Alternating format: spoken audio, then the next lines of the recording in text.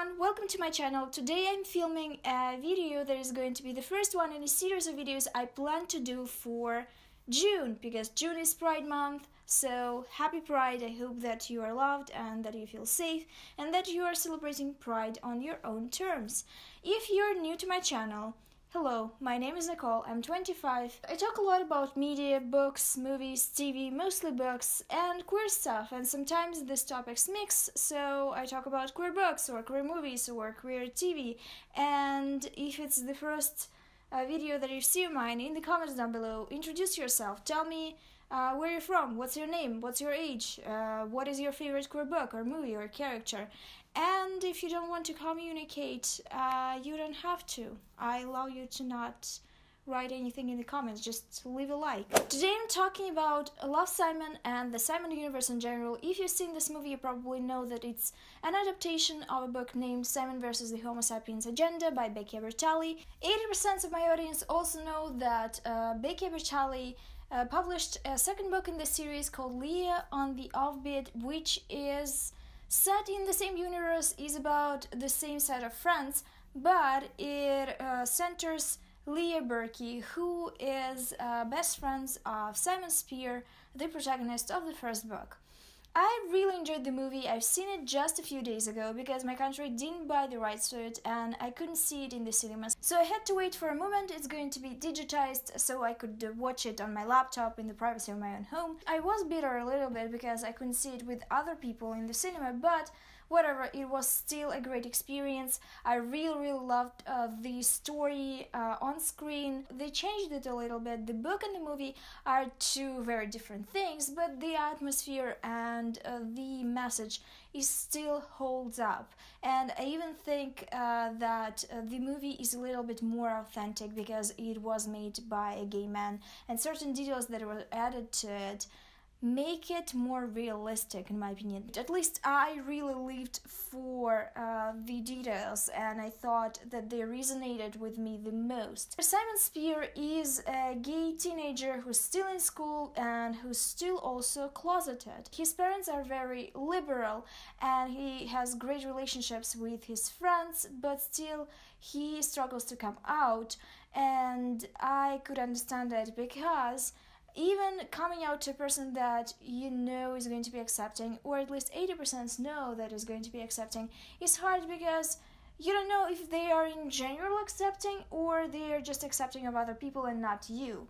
And that happens a lot. And also there's this tiny voice in your head that tells you that you are going to regret this decision later. So you have to have a lot of bravery to do that, especially when it comes to your family. I really enjoyed the casting. I think they've chosen a great group of actors because they've had a friendship chemistry. It was very important because this group carries these two books, and I might even want a third book in the series because I love their connection so much. I also really loved the actor for the protagonist. I think the guy that was playing Simon Spear was giving this role more depth, and also enjoyed the guy that was playing Bram because he was just adorable. He was just an adorable cutie pie. Every time he smiled, I smiled. I even liked character changes and storyline changes, which doesn't happen very often when I love the book because I want to maintain everything that was in the book. It's this obsessive feeling. And I do understand that film and book are two different media, so they cannot leave everything the way it is because the person watching is going to be bored. And also the film couldn't be 4 hours long because it's already 2 hours long. The character changes that are very apparent are Simon's sister, who was younger in the movie, but I still really loved her. She was such a little bin. She loved cooking and she had this wonderful interactions with her brother. I especially loved their scenes after Simon was outed. And also there's Bram, who was made more extroverted in the movie. In the book, he was very private, very introverted, very nerdy. In this one, he was more of an athlete type of guy with the softer side. which I also really appreciated, because in a rom-com you have to have certain public things, like a public kiss. It's a trope of a rom-com movie, and with Book Brum we couldn't have that, because if we just take Book Brum and insert him in the movie with all the decisions that were made the same, then Simon would have been on this wheel till the end of his days, because Bram would have never showed up, because he doesn't like his things being out there. He's very private. And I think that this big kiss was necessary because it's just a stereotype of the genre, and we don't see many movies that have the stereotypical plots with queer people in it, and I really think that we deserve that, because we just deserve that. So Simon starts talking with this guy whose identity is unknown.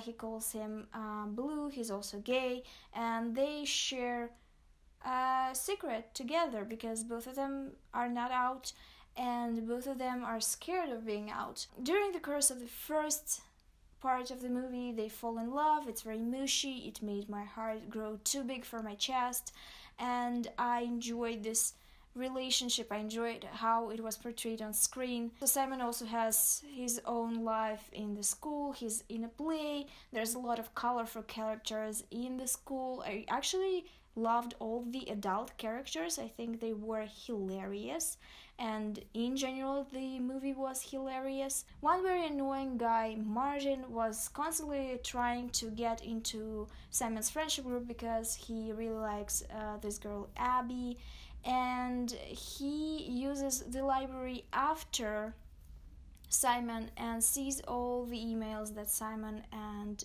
Blue were writing to each other, and he screen caps it and starts blackmailing Simon, saying that Simon has to help Martin win over Abby, and it's very clear that Abby doesn't like Martin. I actually loved Abby even more here than in the book, because she was not taking no shit. In the scene when Martin was trying to ask her out in public so she couldn't say no, she was acting like a real boss and not giving into this trap, and I literally wanted to applaud. We've seen so many scenes like that where the nerdy boy is painted like the savior, that he's so utterly romantic and he's just underappreciated, when he was just acting like a douche. And he was acting like a douche a lot in this movie. I think the casting was brilliant for him too, because he was just capturing the essence of Martin in the books. It was actually a little bit more subtle in the movie, because in the book you outright hate him.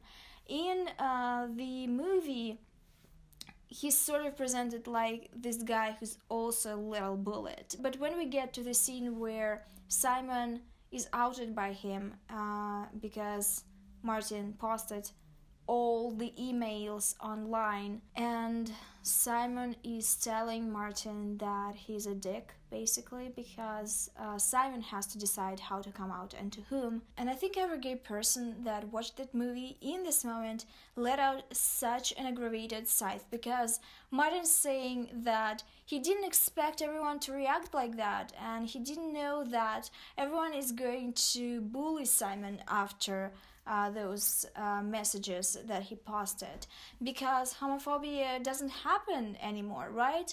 And I also think that this scene was included for the sake of many straight people that are going to watch this movie, and many straight people that think that somehow we are past homophobia. It is a very interesting idea that comes from a very ignorant point of view.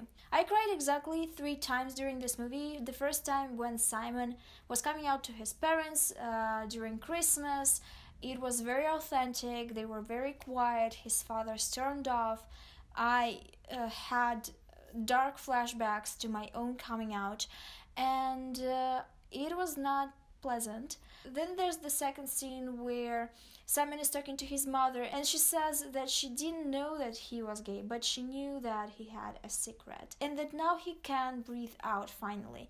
I cried for like solid 10 minutes after, because these were very hard-hitting words, and I feel like they were very, very well chosen and appropriate, because that's how I felt during a long amount of my life. The third scene with his father, when his father starts crying in their backyard and telling that he was stupid and he didn't want Simon to feel like that, I felt it so hard as well. It was very emotional. It was a very, very, very hard-hitting scene as well. And I also lived for detail, despite the fact that some of the scenes, important scenes in my opinion, were cut out and changed. For example, we didn't know much about other guys that Simon thought were blue at first. We at least did see tiny interactions between him and his family, them watching Netflix together, them having breakfast together,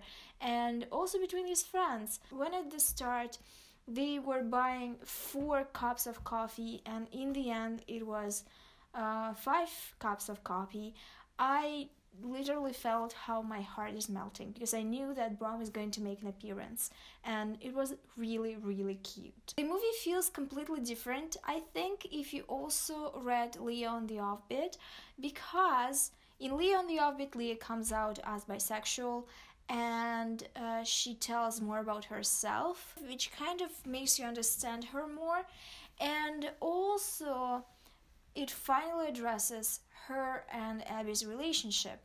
From the first book, I was wondering why they have so much tension between them. This tension seemed suspicious, and Becky actually addressed it, because it turns out that Leah had a crush on Abby when Abby just moved in to their town, and she thought that Abby is heterosexual, that Abby will never respond to her feelings, and that she doesn't want to be hurt, so she distanced herself. And if you're watching the movie, in the first part of the movie, their tension could be perceived differently. Some people that didn't read the book will think that it's just girl hate or jealousy, because in the scene where they are going to Brom's party, Leah and Simon are dressed as a couple. Leah is Yoko Ono and Simon is John Lennon. And then Abby comes in a sexy Wonder Woman costume. And Leah makes a face which can be seen differently. Some people will say, and a different point of view could be that she is jealous of all the people that can openly tell about their attraction to Abby, because she can't. They also dance a lot together during the party, and Abby is being very, very close to Leah and dancing in a very, very seductive manner, I'd say. So who knows? Then there's the scene between Simon and Leah, because Simon drank too much and Leah had to get him home. When Leah says, "Did you ever felt weird or odd?" And Simon relates to that because he is gay, and Leah might relate to that because she's bisexual too, because she says that she feels like an outsider, that there's a line between her and other people, and she hates those parties because of that. And in the movie they make it as if Leah has a crush on Simon, which didn't happen in the book, and it aggravated me a little bit, because Simon and Leah were such good platonic friends, and I love platonic friendship. But apparently they needed to pull this storyline together because they took something out. And some sacrifices had to be made, so that's it. In the second part of the movie, they dropped the whole tension between Abby and Leah, which was annoying to me, because it sort of didn't match with my theory. They didn't know about Leah when they were making the movie though, so maybe not their fault. Anyway, I would really like to see Leah's story on screen as well. And I also would like this public big kiss, because that's what rom-coms are about, and we need more rom-coms. There's a market for indie, darker, serious films about being queer, but there's also a market for lighthearted, positive films about being queer.